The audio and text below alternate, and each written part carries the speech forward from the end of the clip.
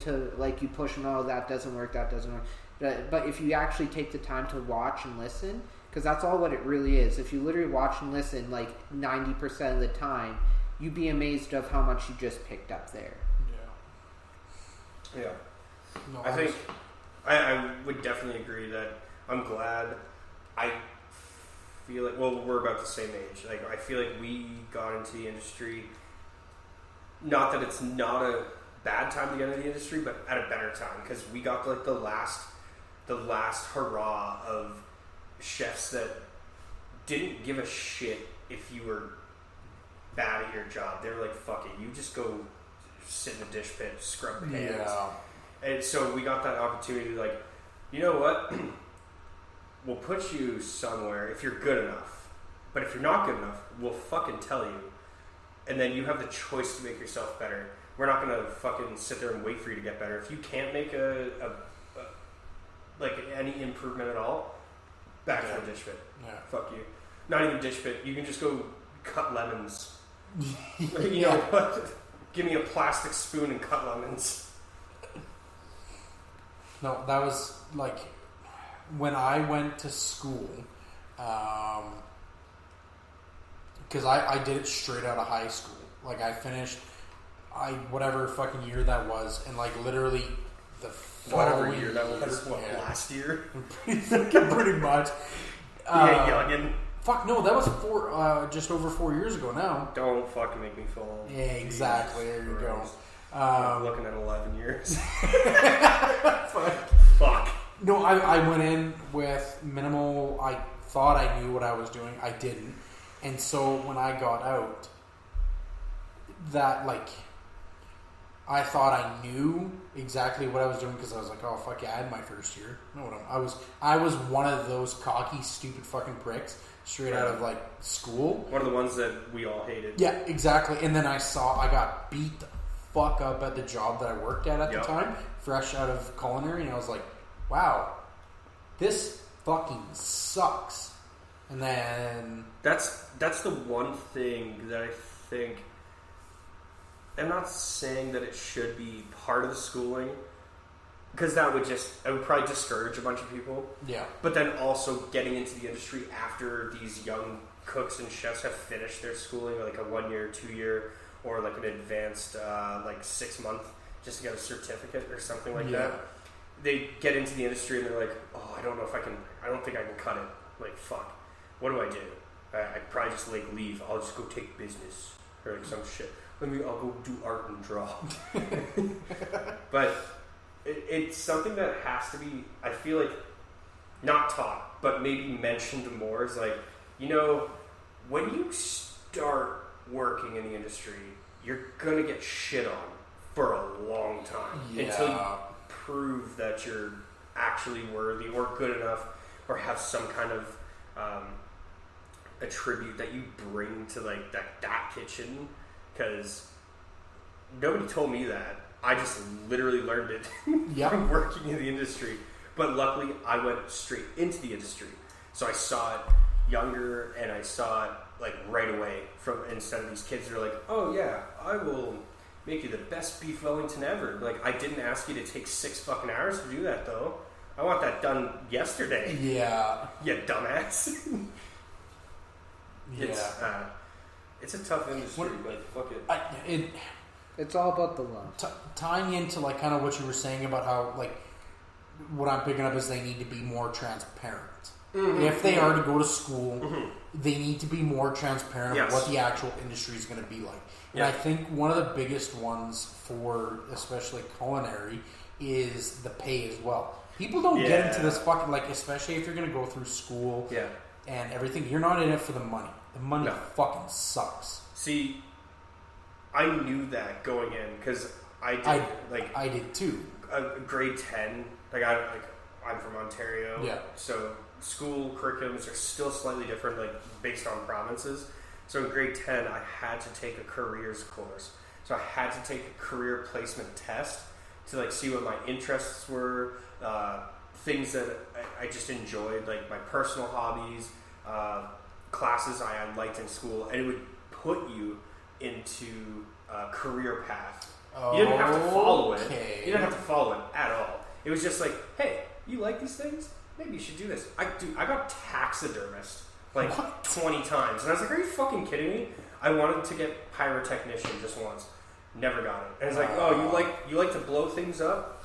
You like animals? You like being outside? Taxidermy. I was like, what the fuck? The fuck? Blowing up things and taxidermy, same shit. I guess. I don't know. It's so weird. So I took this fucking test, and then eventually I got chef or like cook. I think it was CDP, chef de partie. Yeah. And I was like, okay, that's pretty cool. And I looked at the pay gaps and the wages, and I was like, yeah, you don't make a lot of fucking money doing that. No, you don't. Unless you're a TV celebrity. That's it. Sponsorships and fucking big name corporations. That's how you make a lot of fucking exec money. chefs. Yeah, big name executive chefs. That's pretty much how you do it. So I knew what I was getting into, like wage wise. Like how 10 years later, and I'm still making less money than I was 2 years ago in the industry with a lower position. Like I was a nobody. I was just a first cook, not even a supervisor first cook. I was just working my fucking ass off, like 37 hours in 2 weeks was the most I worked. Jesus. Literally 70 hours a week. I made $60,000 for. Or no, sorry. It was a season, so it would have been $60,000 for a full year. But because it was a summer season, it was like $30,000 for 5 months. That's still a lot of fucking money. That's almost what I make a year now. And now I'm a sous chef. And like I've worked my way up, and that was only 2 years ago. Yeah, like I've come farther on the ladder, but my pay has dropped. Hey, you're valuable, but we want to pay you less to do more. Yeah. Fuck. Fuck. That's my favorite part. Extra responsibility and no extra money. Give us a few dollars back. Yeah, exactly. You know what? Actually, I'd like a refund. Here's your salary. You pay us this money back, but we're still going to make you work the same hours. Yeah. Fuck. Oh no, this industry is fucking something else. Yeah. But still love it. Fuck it. Oh, absolutely. It's all about the loves. That's all what it boils down to. Like I've seen a lot of pretentious people that like took it as a diploma course and chicken out. Like that was a lot, and for me it was like the most annoying thing though is when those people get soured, they want everyone else to move with them for some dumb reason.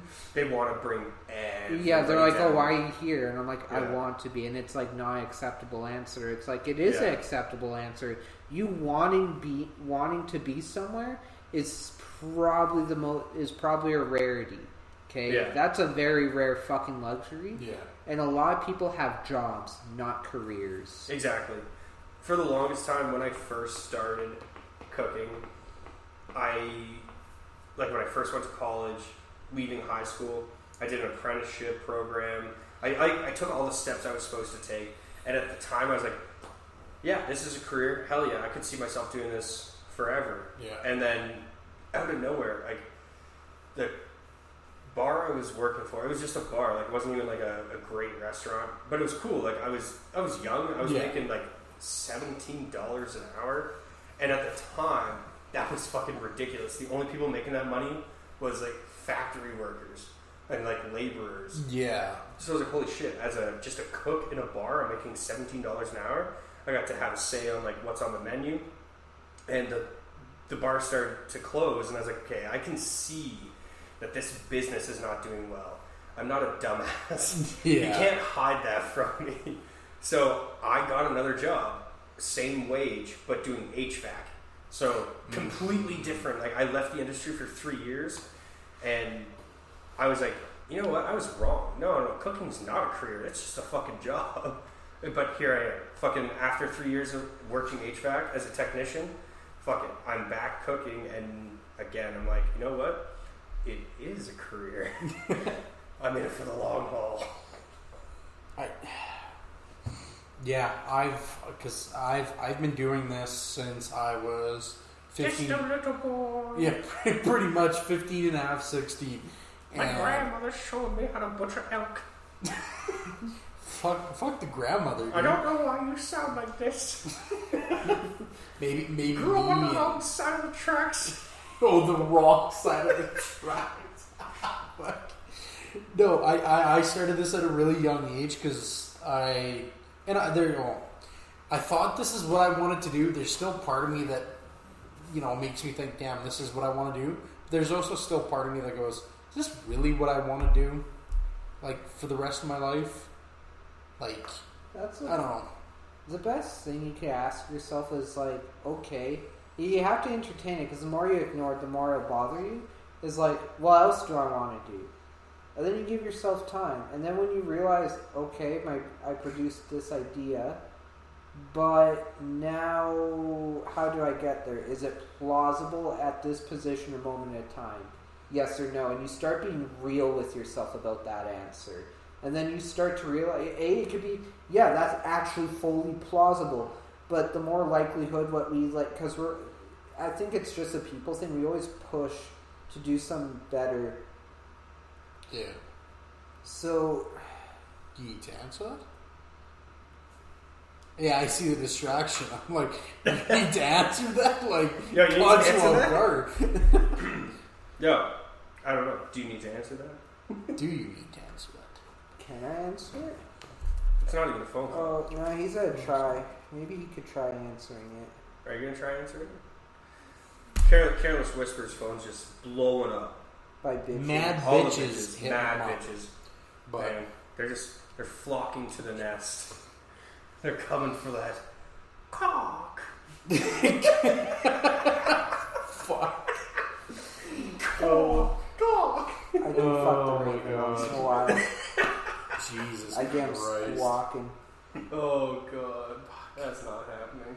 Oh, I only consented to Nate touching me when I'm on DMT. That's true. Oh, I'm gonna snuggle you while I'm on it. Oh, we'll be little snuggle bugs.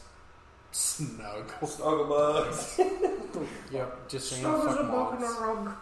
Just saying on the topic of bugs. Fuck moths. Fuck what? Ooh, did we ever introduce Spooderman? No. Oh yeah, my Mothra. god. Well, Mothra's dead now. Mothra's dead. That's fine. Spooderman. Fuck. Totally forgot about that. That's actually probably the hottest topic of this whole fucking podcast. He is our glue. No, literally. To this. Yeah, he literally is. He is our West to this. Okay. He dies, this podcast dies, so you just pray that he just lives. Well, I was also mentioning today to Carlos, I was like, we should just get a tarantula. Okay. Because we could feed a tarantula a lot of shit. Yeah. Our little mini wolf spider.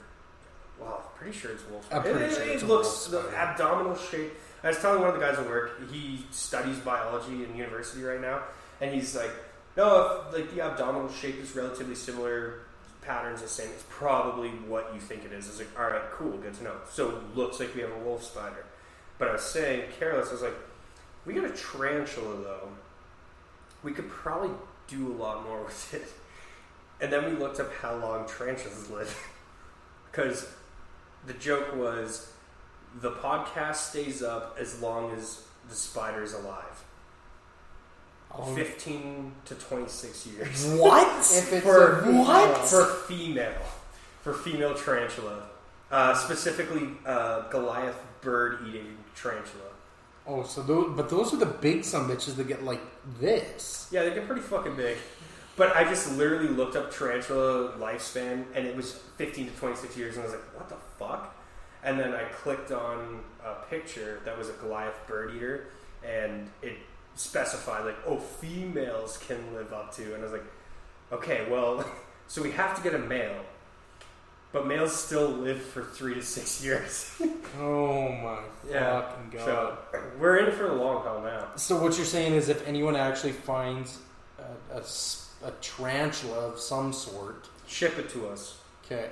We'll get a P.O. box. We'll fucking set it up. Send a fucking tarantula to our P.O. box. But make sure you notify us so it doesn't fucking die. No, Canada Post won't have any fucking idea. hopefully the thing lays eggs and they fucking get out. Oh, don't say that.